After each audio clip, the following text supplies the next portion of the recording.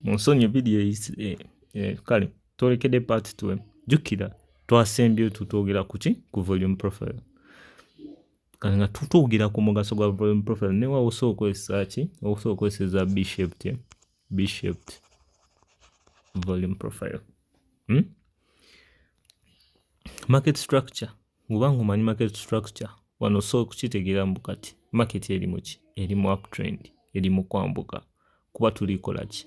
Tuli breaking level eziri above, at the same time tulikola ki? Tuli protecting levels eziri below. Kati B-shaped nabagambye ekola mu ki? Ekola mu marketing eri ki? Ekola mu marketing eri ki? Eri bullish. Mu market eri bullish wokka ogenda ofuna volume profile ngeri ki? Ngeri B-shaped. Jjukira nagambye tusobola tradinga volume profile zokka nezikuyamba okukola ki? Ekisooka zikuyamba ovalidatinga ki? Okuvalidatinga demand zone zo oba supply zones. Eky'okubiri zikuwa insights n'omanya order block ki ezikola ne order block ki ezitagenda kukola.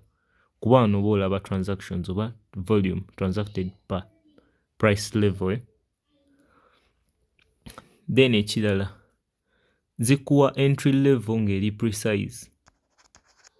Entry ngeri precise. N'ekirala ofuna omanya level ki? Jjukira twagambye tulina value area. Omanya level ki? Market wegenda okukola ki? Level ki ezigenda attracting market. Kati ekyo kitwadde twogera. Kati okozesa volume profile eno B-shaped ogenda giraba mu marketing eri bullish. Ejja kuyamba mu bullish market. Kuba eno VPOC gyolaba eno level ya red eno line yaffe gye twaneminze. Jjukira nagambye eno bagiyita VPOC. VPOC is standing for volume point of control. Then wano waggulu tulinawo value area high oba kye bayita VAR. Then wano wansi tulinawo kye bayita VAL, value area low. Then eno level okuva ku kano akaline aka wano waggulu ne kano aka wansi, eno level munda bagiyita ki? Value area. Eno value area ekulaga 70% traded what? Traded oba 70% area eyasinze okubaamu ki? Trading activity. Kati etwala ekulaga 70% wa total traded volume. Then VPOC yekulaga area oba ekifo price level ebaddeko transactions ennyingi mu eyo value area. Ako kansubye mu kategedde. Then ekirala vidiyo eno oba ogifunyemu omulamwa osobola okukola ki? Osobola okulikinga, osocialinga ne mukwano gwo. Channel esobola okukula.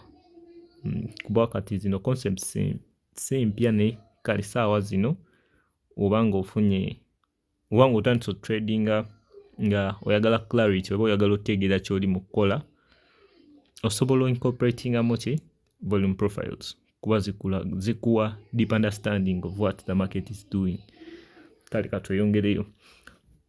Kati tugeze market eri mu trending, eri mu upside, eri mu uptrend, sorry. Oba plotting a volume profile yo tukozesa kye bayita ki? Fixed range volume profile.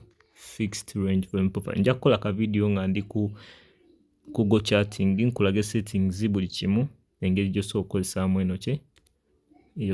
Eyo tool. Kale kasaawa zino market webanga etraininga ogenda no grabbinga volume profile yo, then olaba eno level. Jjukira twambuka mu uptrend tuba market eyambuka neepowamu neyambuka neepowamu neyambuka neepowamu oba kiyite okussa. Tugeze breathe in breathe out webatyo. Ne kati eba taking direction ya up. Uptrend eba eyambuka. Just nikozesa bino okuleetera omuntu owa anyone so that anyone can understand. Kasaawa zino volume profile oba ogenda marking eno level wano weba breakinze paka ku kando eya breakings. Kati eno kando eba ya green bullish kando. Ojja marking okuva wano paka kando ya breakings. Volume profile automatically ejja kukola ki? Ejja kweplotting. Wevayo nga B-shaped wano ku vipook yo ojja otteeka ki order zo. Market ejja kukomaawo, most of the times ekomawo neekonamu eno level nemala nekola ki neeyambuka. Kati wano tutekinga trade ne tutekinga 1 to 3 1 to 3 1 to 3 risk to reward. Kati tugenda kuddako gye bayita P-shaped volume profile.